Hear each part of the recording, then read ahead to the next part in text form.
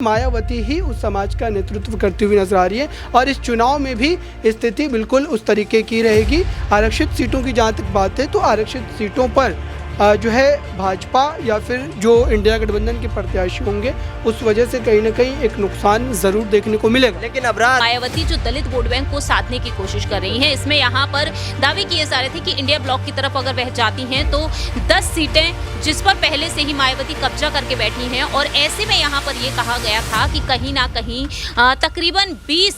का आंकड़ा यहाँ पर रह सकता है सीटों का। तकरीबन 15 से 20 सीटों की बहुजन समाज पार्टी मांग पर मायावती अब इतनी ज्यादा सक्रिय नहीं है जितनी सक्रिय यहाँ पर चंद्रशेखर आजाद नजर आ रहे हैं। आपने देखा कि कुछ दिन पहले दलितों के 2 से 3 मुद्दे सामने आए। एक दलित की हत्या हुई तो सबसे पहले चंद्रशेखर आजाद यहाँ पर पहुंचे थे। यहाँ दलितों की जो हत्या हुई, यहाँ उनके लिए कुछ मांगे करते हुए नजर आए, जहां मायावती को ये सब काम करना चाहिए था, क्योंकि अगर देखा जाए तो वो उत्तर प्रदेश की मुख्यमंत्री रह चुकी हैं। मुख्यमंत्री बनने के पूर्व मुख्यमंत्री के नाते भी उनको यहाँ पर दलितों के लिए आज भी अपनी आवाज को बुलंद करने की जरूरत है और यही बड़ा है। अपने कामों के जरिए या अपने समाज की बातों को उठाकर उस बात का सबूत उन्होंने पेश किया है कि अभी भी अगर दलितों की सबसे जो है बड़ी मसीहा के तौर पर इस देश में कोई राजनीतिक चेहरा है तो वो मायावती का है। और यही वजह है कि आप देख रहे हैं कि अलग अलग राज्यों में जहाँ पर भी चुनाव होते हैं विधानसभा के, वहाँ पर बीएसपी पार्टी का कुछ ना कुछ प्रतिशत वोट बैंक अभी भी बना हुआ। आप सोचिए, देश भर में चुनावी माहौल को देखते हुए राजनीतिक सरगर्मियां तेज हो गई हैं और इसी आधार पर अब तमाम राजनीतिक दल अपनी पार्टियों के किन प्रत्याशियों को मैदान में उतारना है इस पर सोच विचार करना शुरू कर चुके हैं।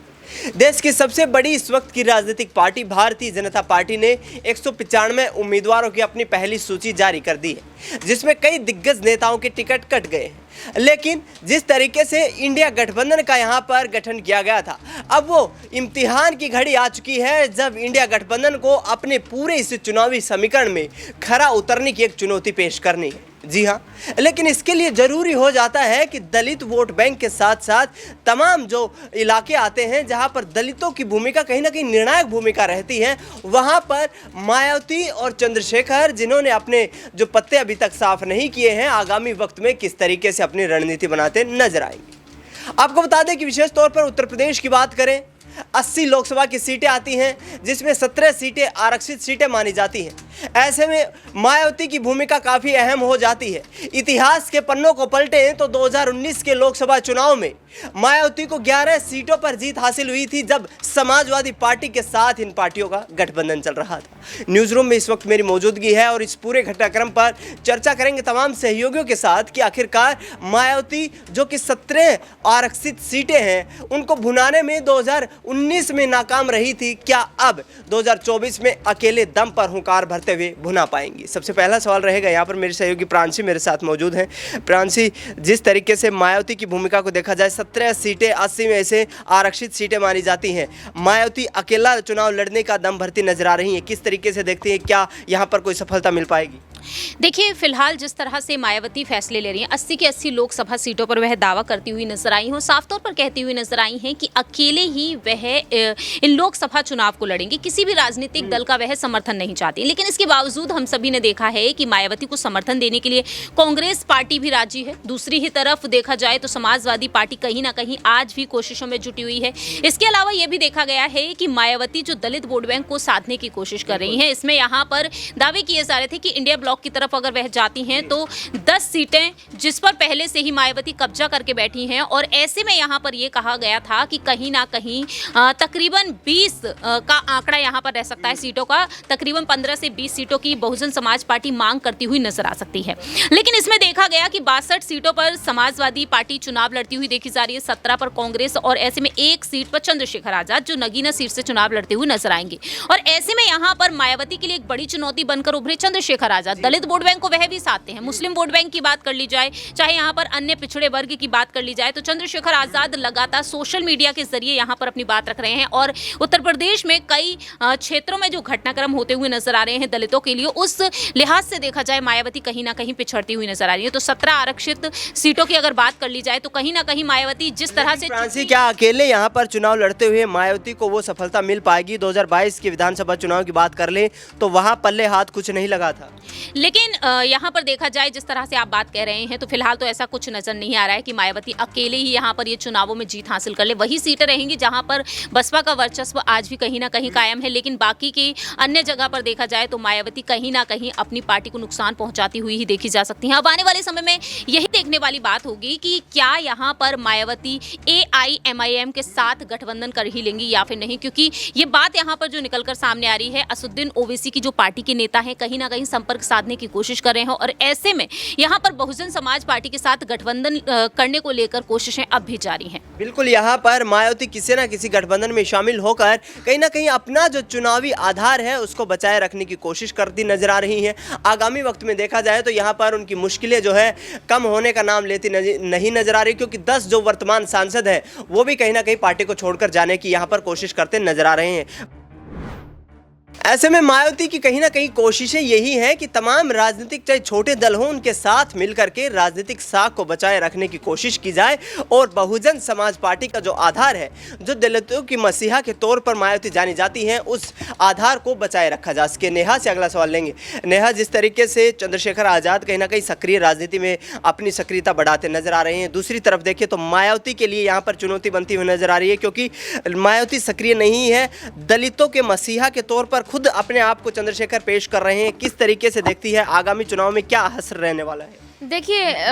मैं बताऊं यहाँ पर दिनेश कि उत्तर प्रदेश में एक वक्त पर अगर देखा जाए तो कुछ सालों पहले की तस्वीरों का अगर हम देखें तो उत्तर प्रदेश में दलित के मुद्दे के लिए सबसे बड़ा चेहरा यहाँ पर मायावती को माना जाता था। लेकिन जैसे कि अभी आपने ही बताया कि यहाँ पर मायावती अब इतनी ज़्यादा सक्रिय नहीं है जितनी सक्रिय यहाँ पर चंद्रशेखर आज़ाद नजर आ रहे हैं। आपने देखा कि कुछ दिन पहले दलितों के 2 से 3 मुद्दे सामने आए। एक दलित की हत्या हुई तो सबसे पहले चंद्रशेखर आज़ाद यहाँ पर पहुँचे थे। यहाँ दलितों की जो हत्या हुई, यहाँ उनके लिए कुछ मांगे करते हुए नजर आए, जहाँ मायावती को ये सब काम करना चाहिए था, क्योंकि अगर देखा जाए तो वो उत्तर प्रदेश की मुख्यमंत्री रह चुकी हैं। मुख्यमंत्री बनने के पूर्व मुख्यमंत्री के नाते भी उनको यहाँ पर दलितों के लिए आज भी अपनी आवाज को बुलंद करने की जरूरत है और यही बड़ा कारण है कि आज उनकी पार्टी की जो छवि है धूमिल होती जा रही है। यहाँ मायावती को ये सोचने की जरूरत है कि जो अपनी पार्टी की कमान उन्होंने यहाँ पर अपने भतीजे के हाथ में दी हुई है, क्या उनके भतीजे पार्टी को सही तरीके से संभाल पा रहे हैं? जो कि यहाँ पर मैं बात करूँ तो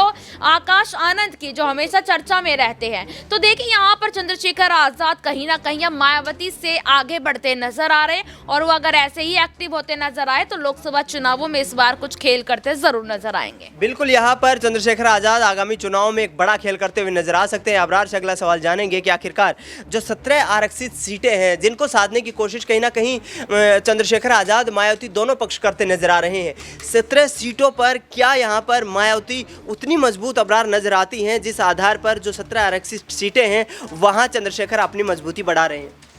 देखिए, मायावती के साथ वो वोट बैंक हमेशा से बना रहा है और 17 आरक्षित सीटों की अगर बात करते हैं तो जो 13 ऐसी सीटें हैं जहाँ पर मायावती ने पिछली बार अपने प्रत्याशियों को उतारा था, उसमें से 5 सीटें उनके खाते में गई थी। जहाँ पर अल्पसंख्यक निर्णायक भूमिका में है, उन सीटों पर भी मायावती की जो है पकड़ है। जहाँ तक चंद्रशेखर आज़ाद की बात है, चंद्रशेखर आज़ाद भले ही एक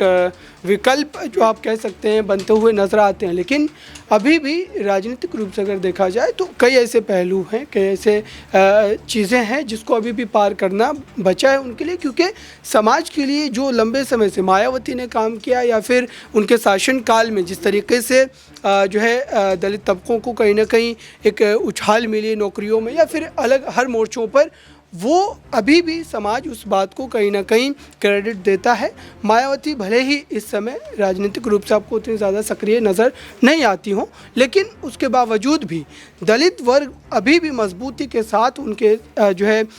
हर चुनाव में उनके साथ खड़ा रहता है। और चंद्रशेखर आज़ाद को लेकर के अगर तुलना की बात की जाती है, फिर इस समय जो इस तरीके की चर्चा होती है बिल्कुल बेमायने है। चंद्रशेखर आज़ाद तो खुद मायावती को लेकर किसी भी तरीके की बयानबाजी करने से परहेज़ करते हैं, वो बुआ जी कहकर उनको पुकारते हैं। तो मुझे नहीं लगता है कि अभी भी जो है दलित समाज चंद्रशेखर आज़ाद की तरफ मूव ऑन करने के बारे में सोच रहा है। अभी भी मायावती ही उस समाज का नेतृत्व करती हुई नजर आ रही है और इस चुनाव में भी स्थिति बिल्कुल उस तरीके की रहेगी। आरक्षित सीटों की जहाँ तक बात है तो आरक्षित सीटों पर जो है भाजपा या फिर जो इंडिया गठबंधन के प्रत्याशी होंगे उस वजह से कहीं ना कहीं एक नुकसान ज़रूर देखने को मिलेगा। लेकिन अबरार, जो पीडीए का नारा देते नजर आ रहे हैं अखिलेश यादव, क्या मायावती को सक्रिय राजनीति में, लड़ाई में हटाने की कोशिश अखिलेश यादव की तरफ से की जा रही है?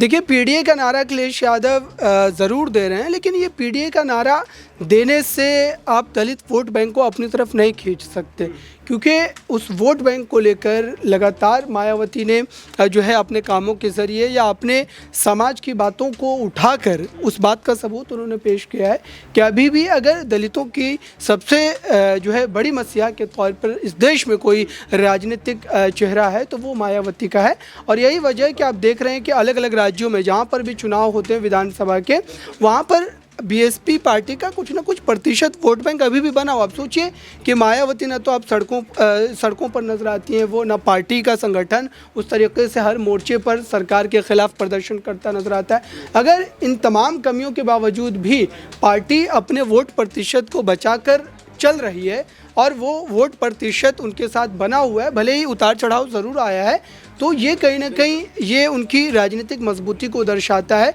और इस समय इंडिया गठबंधन भले ही कई बड़े दावे कर ले, लेकिन उसके बावजूद भी मायावती के वोट बैंक में सेंधमारी कर पाना ये अखिलेश यादव और कांग्रेस के लिए अभी भी एक बड़ी चुनौती बनी हुई है। लेकिन इतना तय है कि भारतीय जनता पार्टी कहीं ना कहीं उस वोट बैंक में सेंधमारी ज़रूर कर पाएगी, क्योंकि कई ऐसे चेहरे हैं उत्तर प्रदेश में दलित वर्ग से जो भाजपा का एक बड़ा चेहरा है और भाजपा उसको कहीं ना कहीं प्रोजेक्ट करने की भी कोशिश कर रही है उस तरीके से कि अब दलितों के उत्थान के लिए भारतीय जनता पार्टी भी काम कर रही है। बीजेपी ने जो है राष्ट्रपति पद के उम्मीदवारी को किस तरीके से भुनाया जब जो है द्रौपदी मुर्मू को उम्मीदवार बनाया गया, उस पूरे मामले को लेकर जिस तरीके से पोस्टरबाजी हुई पश्चिम बंगाल में और कई राज्यों में, तो ये सारी बातें कहीं ना कहीं जनता के जहन में होगी और भाजपा इन मुद्दों को लेकर अब कहीं ना कहीं राजनीति भी करना चाहेगी। बिल्कुल, यहाँ पर भारतीय जनता पार्टी भी कहीं ना कहीं दलित वोट बैंक को साधने की कोशिश करती नजर आ सकती है, क्योंकि जिस तरीके से 2022 में उत्तर प्रदेश में विधानसभा के चुनाव हुए उस वक्त मायावती को महज 403 में से एक सीट मिल पाई थी। और ऐसे में अब देखना ये होगा कि आगे आने वाले चुनाव में मायावती, जो कि सक्रिय राजनीति से अपने आप को दूर करती हुई नजर आ रही हैं, कितना यहाँ पर जो है राजनीतिक रंग छोड़ पाएगी। फिलहाल इस खास कार्यक्रम में इतना ही। देश दुनिया की तमाम बड़ी खबरों के लिए आप देखते रहिए नेक्स्ट 9 न्यूज़।